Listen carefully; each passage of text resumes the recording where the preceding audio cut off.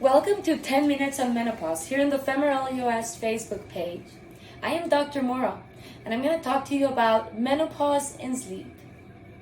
You don't need a doctor to tell you that sleep is important. We spend a third of our life sleeping, but what happens when this sleep is disturbed is what I'm here to tell you today. I remember one of my patients telling me, I'm a mother of 3, the oldest is 7, I haven't had a decent sleep in 7 years. I'm sure some of you can relate. Women have sleep disturbances throughout their whole life, but then they reach their 40s and this doesn't get better. If you attended last week's lecture, you might remember that I said that the aging of the female brain accelerates with the onset of menopause. Or, to put it in different words, that our reproductive system's aging goes in hand with the aging of our brain.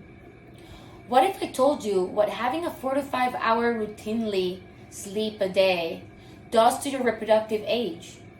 It can fast forward it to be like that of a person a decade your age. This means lack of sleep equals aging of our reproductive system that equals aging of our brain. With the hormonal shifts that characterize a woman in their 40s, changes start to occur because of the settling hormonal imbalance due to the decrease of production of estrogen. This decline comes along, besides a lot of other symptoms we've been learning, a disruption of our pattern of sleep. I hear from some of my patients different manifestations of this disruption of sleep. Some of them cannot find a way to fall asleep. Others have an interrupted sleep and then find it impossible to fall asleep. You see, the way to a more joyful, more productive, more inspired life comes with a good night's sleep. Take this as an example. Think of yourself after a sleepless night. What happens? I can speak for myself as well. I am tired, can't focus, I'm irritable, emotional. Sometimes this can be fixed with a big cup of coffee, but this is just a little band-aid that covers the underlying problems and it won't hold for long. You see, when we sleep, the body makes small units of storage for energy. It also produces crucial hormones. Sleep also aids the immune system. If you remember our first lecture, the immune system is the defense system of our body. It fights against unwanted invaders, such as viruses, bacteria, germs. Not to say the least, it actually fights against the development of getting cancer tumors. The immune system needs the sleeping state, a state where all the other bodily functions are not working so that he can fight those unwanted invaders. There's a study that took a group of people and reduced their sleep for one night only to 4 hours. It showed that the immune cell activity decrease was not as little as 10 or 20%. It went down a total of 70%. Another thing that gets affected due to our lack of sleep is our capability to maintain our weight and a healthy diet. Lack of sleep makes us crave more carbs. Then we find ourselves wanting more sugary foods, adding more sugar to our coffee. And to that, when we reach a certain stage of life, our metabolism starts working less efficiently. These two together make a real obstacle into being able to maintain a weight or a healthy diet. By now, you must be like, oh my God, what can I do to help my sleep then? I can always offer you some hands to help. Don't get ahead of yourselves though. I'm not gonna come here and tell you to take sleeping pills. They're just a blunt instrument that doesn't produce a naturalistic sleep. Therefore, it doesn't solve the problem. Let's start on lifestyle matters. ambience. If you have a temperature regulator in your room, setting your temperature to 18 degrees Celsius or 64 degrees Fahrenheit, cool, quiet, and completely dark room it has shown to help for you to fall asleep and to keep your sleep. Regularity. Sleeping and waking up at the same time has shown to improve the quality and quantity of your sleep. Exercise.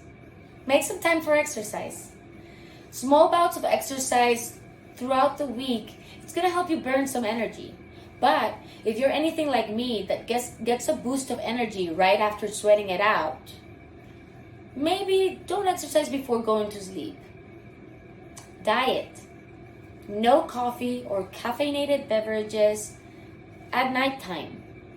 Having a balanced dinner with grass-fed protein or veggie protein, good fats, help you balance your sugars in your body. Ditch the sugary sodas or ultra-processed carbohydrates for life. No, just kidding. But especially for dinner and the evening time. I sound like a broken recorder here, but drink a lot of water throughout the day. The body needs to get rid of a lot of toxins and also hormones that doesn't need at nighttime. If you're dehydrated, the body won't be able to do this. Though, don't drink a lot of water before going to sleep. You'll find yourself waking up to pee in the middle of the night. Dig deeper. I am going to assume that most of you are at the menopause or around the menopausal stage. For you especially, balance your hormones. Because women in your stage could follow the lifestyle checklist to the core and still have sleep disturbances. Because the root cause of your sleeping problems is the hormonal imbalance. Sleep and hormones, they work hand in hand. If there's irregularities in this relationship, you end up with a toxic cycle. The hormonal imbalance produces disruption of your sleeping patterns. Lack of sleep, it's gonna result in a body that cannot fix itself, especially in restoring hormonal balance. So, your hormonal imbalance is gonna get worse. Your sleeping is gonna get worse. See where I'm getting at? We need to restore our hormonal balance to be able to get a good night's sleep and the other way around. To restore the hormonal balance due to the decline of the production of estrogen, I recommend Femerel. It's a unique product that it's endorsed by specialists around the world and proven to be safe and efficient in restoring your hormonal balance and also getting rid of all of the symptoms that comes with having a hormonal imbalance. It's like one of my patients told me after a month of taking Femerel. I couldn't remember what it was to have a full night's sleep and actually realize what the lack of sleep was doing to my mind, my body, and my relationship with those around me. I want to wrap up this lecture with some thoughts and homework. Let's detach ourselves of the idea that getting a full night's sleep is a definition of laziness. Sleep is a biological need and it is a right to have. Lack of sleep shortens our life. If there's a solution, let's act on it.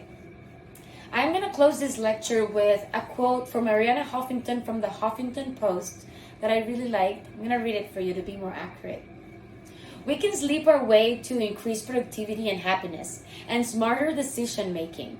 So I urge you to shut your engines and discover the power of sleep. Remember, to the first 10 of you that go to the femerel.us webpage, in their welcoming page, if you scroll down, there's a box with Contact Us Today. Excuse me. Write them a direct message with your name, your address, and your most bothersome symptoms. Also tell them that you watched this lecture with me. And you will be one of the lucky ladies to get your first month of Femerel for free. Write your questions and comments below. And until next time, bye-bye.